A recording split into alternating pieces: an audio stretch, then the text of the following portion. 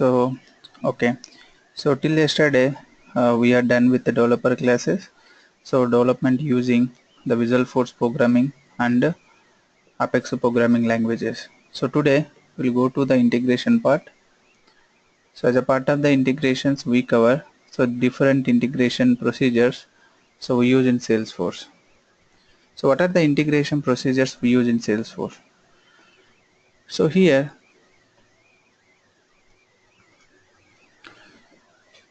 so we use the SOAP integration we call SOAP API. So it is a simple object access protocol, so which is one of the mostly used method, so which is one of the mostly used integration process to integrate the systems.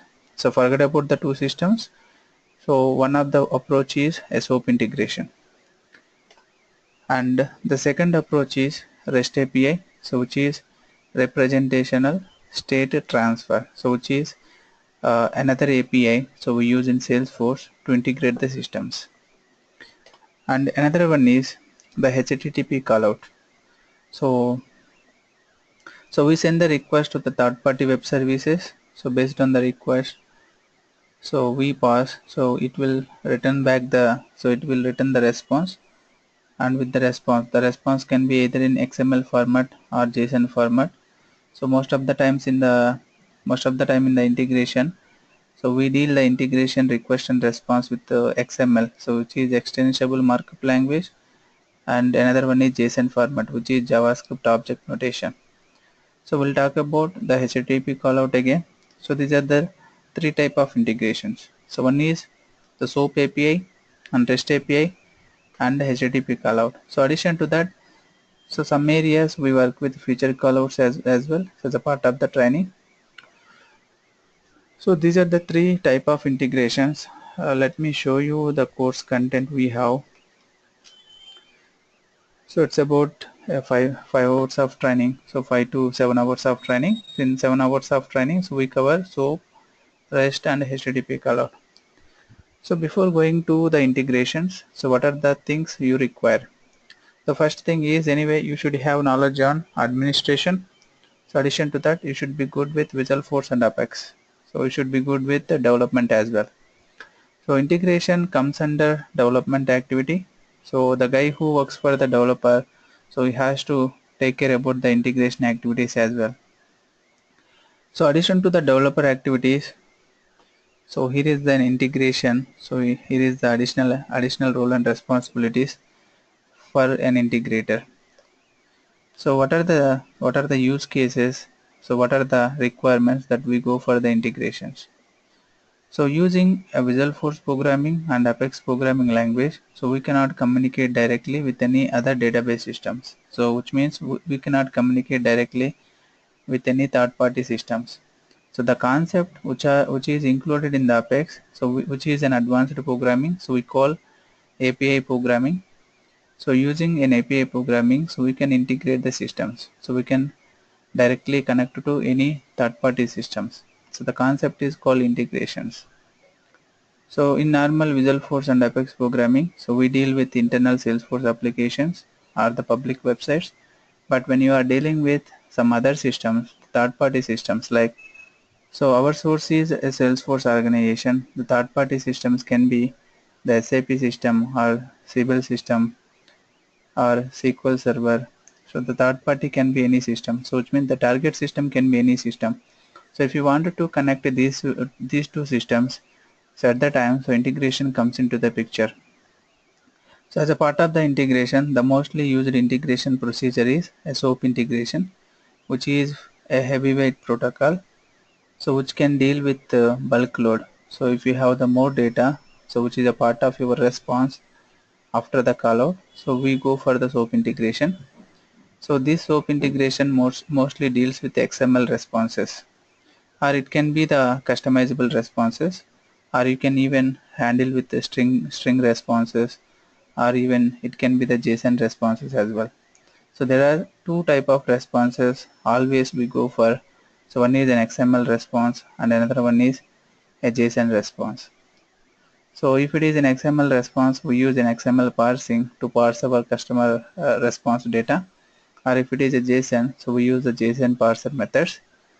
So to parse our data, so we'll show you how to parse the responses as well. So let us talk about few basic information before going to the technical side. So what are the role and responsibilities that an integrator involves in the project? So first he has to understand the business requirements and understanding the systems. So for example, you are a Salesforce developer and you are integrating to the SQL server. So when you are integrating the Salesforce with the SQL server, so at least you should have a basic idea how SQL server operations are. So you should have knowledge on both the systems. So and also you should have knowledge on either SOAP API or REST API, and you should finalize which API is the best one. So you have to finalize which one is the best one.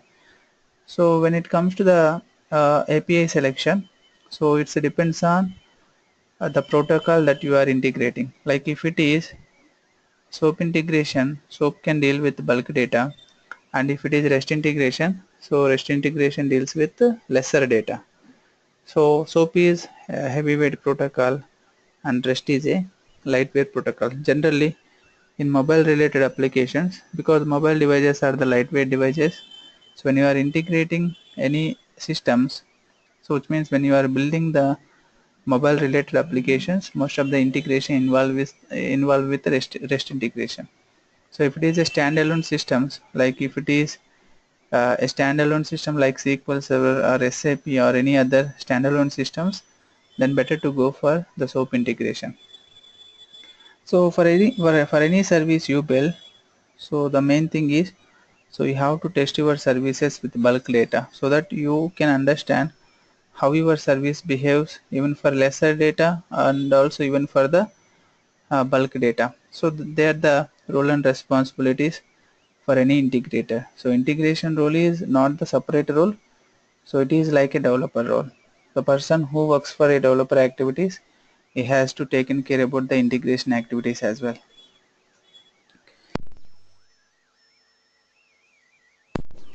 So what are the benefits of taking this course? So once you are good with integrations, you can hit the market. So it means so you can easily find the job in the market because companies are looking for the integration skills. So so our training covers the generic integration. So once you complete this course, so you are capable to integrate your Salesforce with any third-party systems. So that covers in the integration part. So here you see the course content. So we'll cover about the SOAP integration. So this is the first one and mostly used integration in Salesforce. So as of now, and then we'll go to the REST integration. So this is the second approach, second integration method, and we'll go to the HTTP callouts, and we'll write the mock test classes as well, and we'll talk about the third-party integration ETL tools. So there are some integration tools like a Jitterbait or Cast Iron or Informatica Data Loader. They are the most popular tools as of now, so which are part of the integration. We'll talk about that and what are the best practices and what are the governing limits and what are the challenges we face. So we'll talk about in total training. Addition to that, so we'll talk about the feature callouts and we'll talk about the SOAP UI tool. I just downloaded SOAP UI tool in my in my local mission, and you can see this is a SOAP UI tool, so which is a open source and which is for testing your customizable services. So if you wanted to test your services, so prior to the deployment or prior to the confirmations, so you can use the SOAP UI tools where you can test your services. And also we'll cover the XML parsing for the SOAP responses. So for the XML parsing is one of the important concept in Apex programming, so which is for parsing the XML data. So addition to that, so we'll talk about JSON parsing. So JSON is also one of the important areas where you get the So when you get the JSON responses, so there are some standard JSON parser classes, and using those classes you can parse the responses. So this is an overview about the course content, and what are the things that we cover. So that is a part of the real-time scenarios. So we'll use the live web URLs or live server URLs to integrate the systems. So today, we'll cover this SOAP integration. So today we'll cover the SOAP integration. So we'll cover the two scenarios, so where we face mostly, and I will show you one scenario and I will give you an assignment to work from your end. So the second one you need to work on it. So let's talk about the SOAP integration.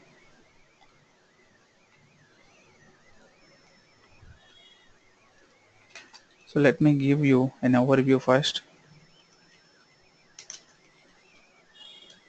So one is SOAP, so which is simple object access protocol, and REST. Second one is REST, representational state transfer, so which is heavyweight protocol and which is a lightweight protocol. And this protocol is used for handling the bulk data, and this protocol is used for handling the lesser data. And this protocol mostly used in standalone systems, and this protocol mostly used in mobile related systems, mobile apps. And another one is HTTP callouts, so which is a part of the REST integration. So we send a request to the third party systems, where the third party systems return the response, so which is just a HTTP callout. So this HTTP callout doesn't require any authentication. So as a part of the REST integration, so we use HTTP callouts as well, so with authentication. So we need authentication parameters as well.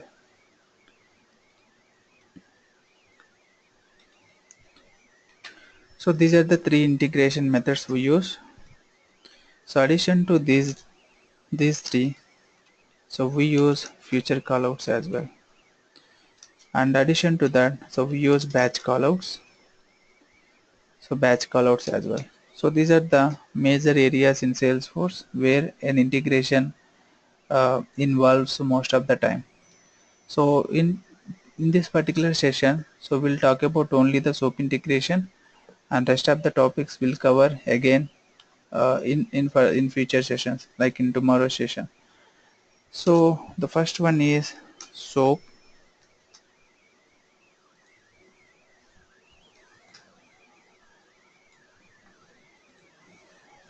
So what is a SOAP integration? So here assume that there are two systems. So in our example, as a basic example, we consider two systems. So one is a source system and another one is a target system. So this target system can be any system. So you can assume that the target can be either SAP system or SQL Server or CBEL or MySQL or DB2. So it can be any system. So we are the Force.com developers. That's why I consider both the systems as a Salesforce organizations. So these are the two developer organizations I just considered. So my requirement is when I create a customer record in the target organization, so assume that this is our target, this is our source. So here the source is nothing but where you write the web service. So in the source organization you have to write the web service, and in the target organization so you have to consume those services. So we call Apex web services. So this SOAP integrations completely involves with the Apex web services. So these are the key areas. One is Apex Web Services. So whereas in REST integration we use the REST services, so we'll talk about the REST services again. But this SOAP integration uses Apex Web Services. I will give you the syntaxes and I will give you how to write the service classes. So this is the first one, and the second one is, so you have to understand, so what is the WSDL? So the integration happens between the systems through the WSDL files. So here is a WSDL. So you can see the communication line is a WSDL file. So either you can pass the data from one system to another system, so through this WSDL. So here, so WSDLs is the second key area. A WSDL is nothing but it is a web service description language. The standard form is web service description language. So we use WSDLs. If an integration done between the systems using any WSDL file, then the integration is called a SOAP integration. Simple. So WSDLs are the key areas to integrate the systems. So even in the SAP side or even in the other programming side, so you can generate the WSDLs to integrate the systems. So consider two organizations. So this is our source organization. Even in Salesforce supports some of the native APIs, so which is pre-built APIs. So we call partner WSDL or enterprise WSDL. So these are the two mostly used WSDLs in Salesforce to integrate the systems. So what is the partner WSDL and what is the enterprise WSDLs? Where I can find these two WSDLs in my organization. Go to the Salesforce organization and go to the develop and go to the API. So go to the API you have, click on API.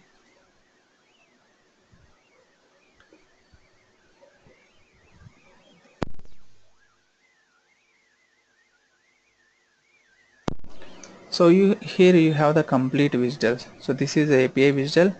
So you see the enterprise WSDL and partner WSDL and Apex WSDL, metadata WSDL, tooling WSDL, and some of the rest of the WSDLs and some certificates. So 90% of the integrations, so we use these two WSDLs. So it can be either an enterprise WSDL or it can be the partner WSDL. So what is the differences between these two WSDLs? So enterprise is a strongly typed WSDL and partner is a loosely typed WSDL. So what is a strongly typed and what is a loosely typed? So strongly typed WSDL is nothing but the WSDL is depends on the schema. A schema is nothing but a metadata. So what is the object structure and what is the field structure? So that will be involved in the enterprise WSDL.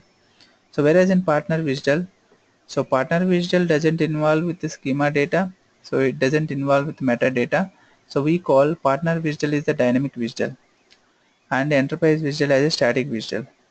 So the reason is, suppose, so we can use either of the WSDL to integrate the systems, but most of the times and 90% of the integrations that we met in real time, so we use the partner WSDLs. The reason is partner WSDLs are the loosely typed WSDLs. It never depends on the schema. So for example, so you have the two systems. Assume that you have the Salesforce organization, you have SAP organization. So SAP and Salesforce. The integration is between SAP and Salesforce. Assume that SAP is our source, sorry, Salesforce is our source and SAP is the target. So just consider Salesforce is my source organization and SAP is the target organization.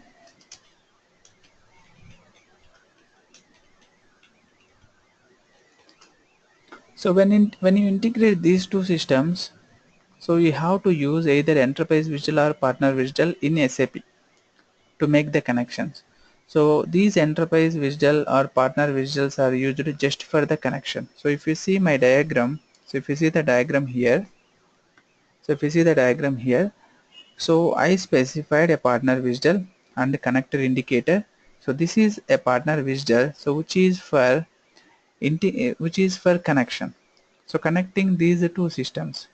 So if because if you first thing is the connection part. So if you wanted to integrate two systems, so you need to check the connection. The connection part can be done using the partner WSDLs.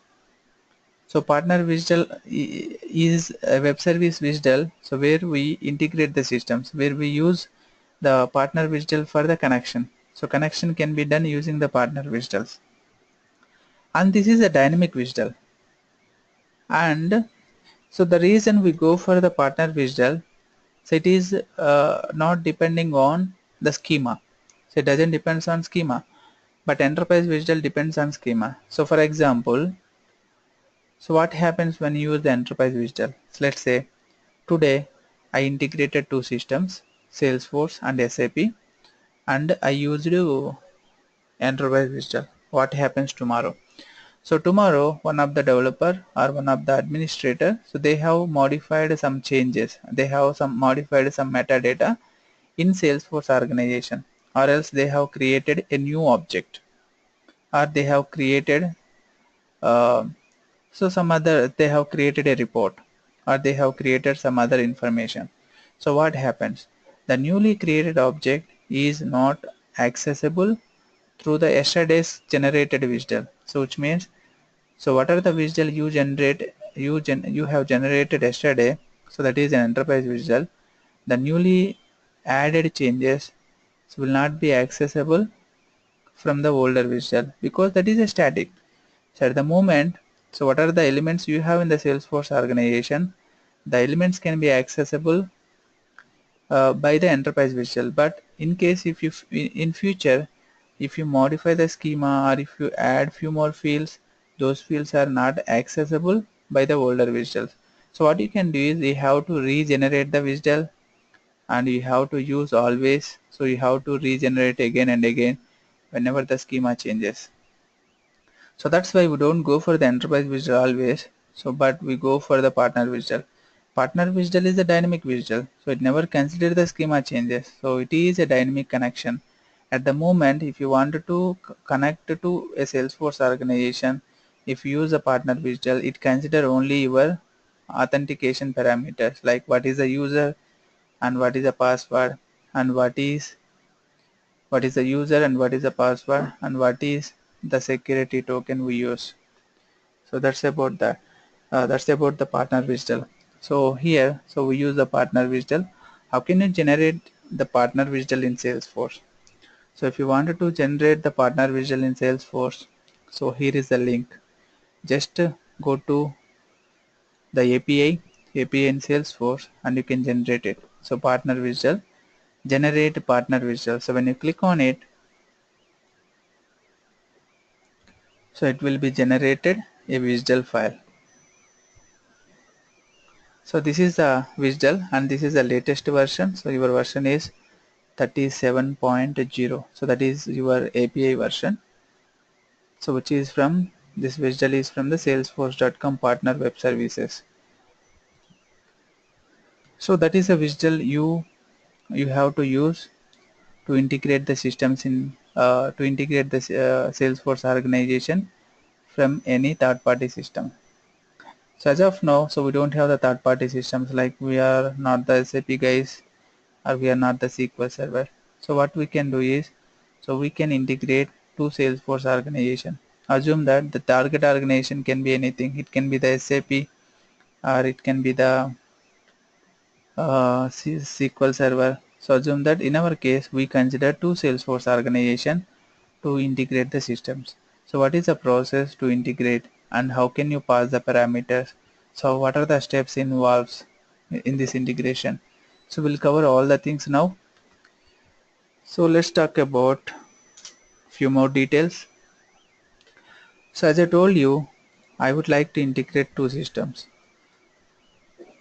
two Salesforce systems.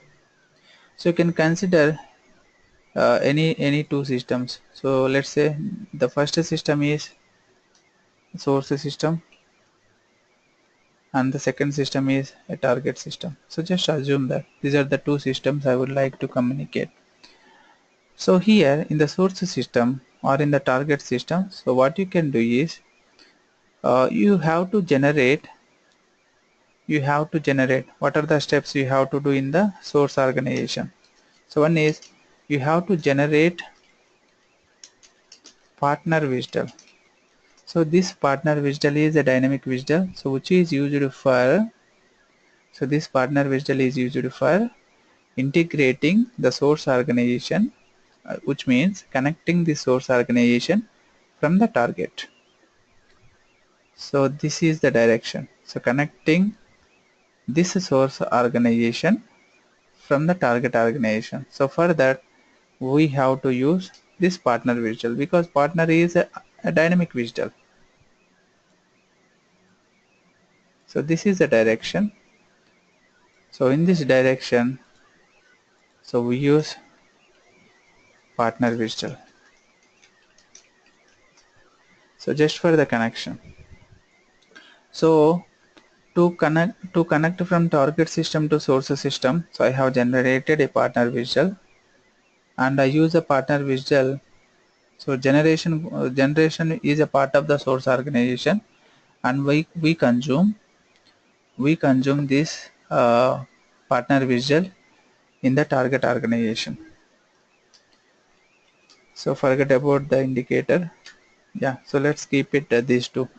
So I have already generated a partner WSDL, so which I have in my local machine.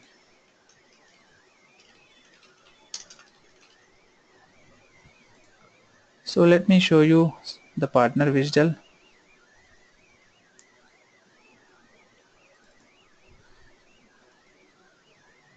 So this is a partner WSDL I have generated long back. So I would like to use this one because so you can generate this WSDL anytime, anywhere. So this is a partner WSDL. So if you open the WSDL,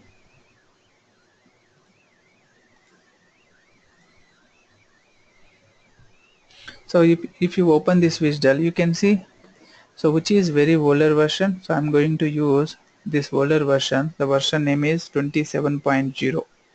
So which I have generated a long back. So in 2013, March 10, so I have generated this WSDL, so which is almost 3 years back. And I would like to use this way because I don't need to regenerate again and again because this is a dynamic WSDL. So if it is a dynamic WSDL, so you can use this WSDL anytime. So I'm ready with partner WSDL. In case if you don't have the partner WSDL, so you can generate it. You just click on it and you need to save with the .WSDL. So .WSDL is an extension to the partner WSDL. So assume that in my case, so this user is, let's say this user is nara25. So assume that nara25 is the user. So he is our source user. So here is the source user. And what is the target user? So I have opened another browser. So where I have say Mozilla Firefox, and I am opening two Salesforce organizations in two different browsers. And here is the Nara 100. Nara 100 is another user. Nara 25 is the source, Nara 100 is the target. The first one is in the source organization, you need to generate the partner WSDL. And what is the second step?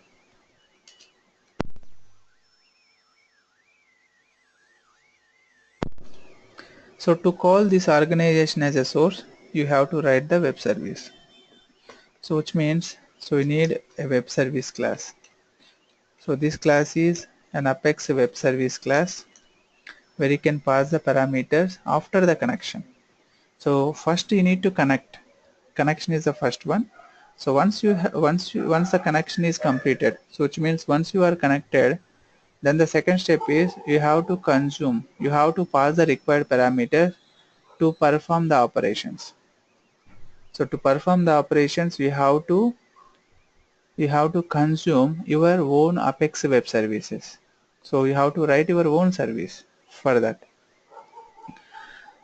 So addition to that, the required parameters are so user credentials.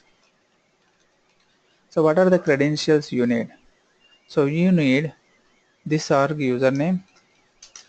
So nara25@gmail.com is a username, and the password for the same org and the security token. So the reason is, so these are the connection parameters. So we use these parameters in the target mission to connect to the source organization, right? So first complete these three steps in the source organization. So one is generate a partner WSDL, and another one is write the Apex web service class, and another one is collect the parameters. So I'm going to, so I did the first one, so because I'm going to consume the older WSDL I have, and we'll go to the second and third. So the second one is the web service. So what is the Apex web service class?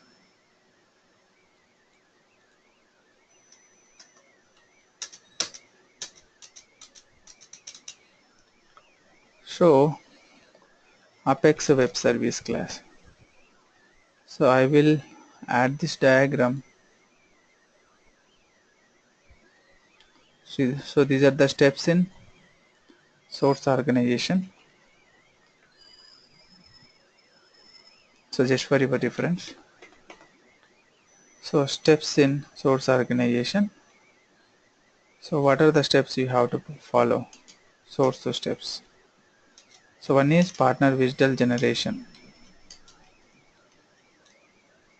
Generate a partner WSDL.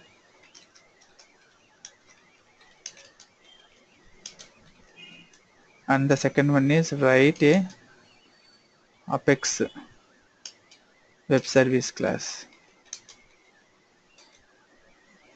and collect the parameters, user parameters. So what is the syntax? Syntax to declare Apex web service class.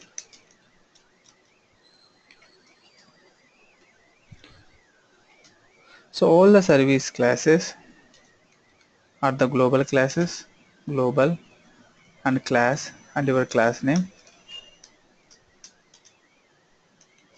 So I'm talking about the syntax, and then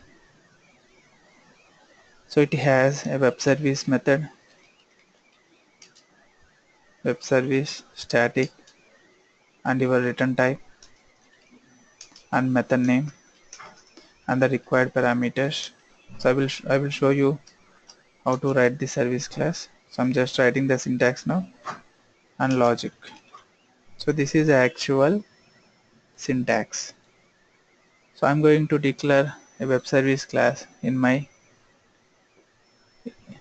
source organization. So before that, let's talk about so what is the requirement that we are so what is the use case that you are performing here. So a simple use case. So I create a record. I create a customer record in target mission, and the same customer I would like to create in the source mission. So this is my requirement. So because there are two partners who runs the business based on the customer sharing. So there are two telecom partners. They would like to share their customer information. So how can you integrate these two Salesforce systems? So once the customer is created, I would like to create the same in another mission, another Salesforce organization. That is my requirement. So I would like to create a record in target and I would like to store it in the source organization. So I'm going to the source organization.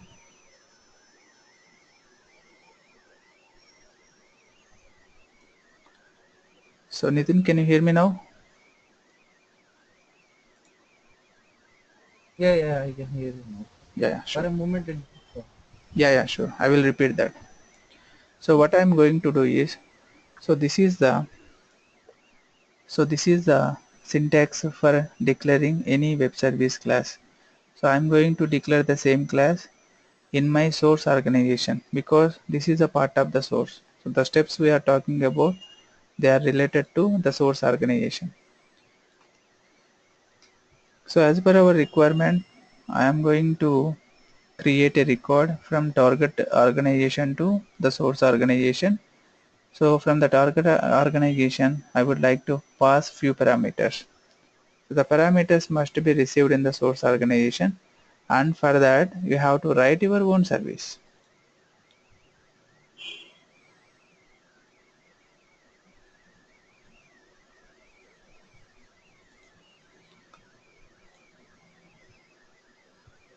So this is a new org I have created. So go to the new, So I would like to write a service class, global class, and your class name. Let's say account service. This is a class, and going to declare a web service method. The class which contains a web service method is nothing but a web service class. Static, and I would like to return a status as well, either success or failure. That's why I'm considering it as a string. And the method name, customer registration method, or customer registration, or create customer method, create customer. So this is my method name. And the parameters. So what are the parameters I would like to send from the target organization? So you have to add those parameters. One is the customer name, and another one is the customer phone number, and another one is customer city. So I would like to pass these through parameters to create a customer record in the source.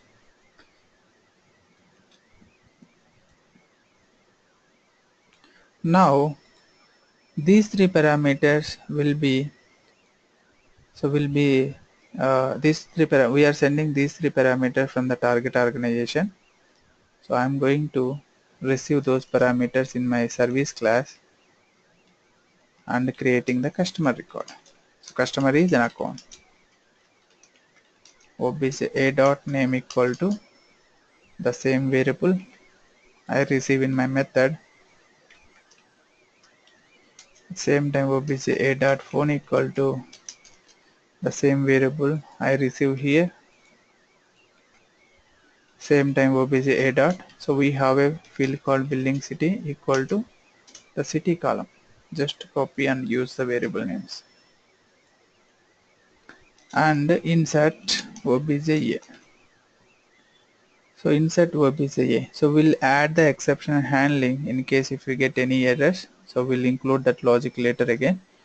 So and if obj a dot id not equal to null. So if it is not equal to null, which means the record is successfully created in the source organization. So what I can do is I would like to return a string called success, because I invoke this web service from the target organization, so I should know exactly, so what is the output. I should know exactly what is the status, so whether it is a success or whether it is a fail. So else return failure status. So if account ID not equal to null, which means if the record is created successfully, then we would like to return the success, else return failure. Or else we can use the try and catch block. So as we know how to use the try and catch block, we'll include that part. So once we complete this assignment, I will show you how to include try and catch block as well. So as of now, this is a smaller service I would like to create in source organization. Then save it. So this is the source class. So this is our web service class. So this is our Apex web service class.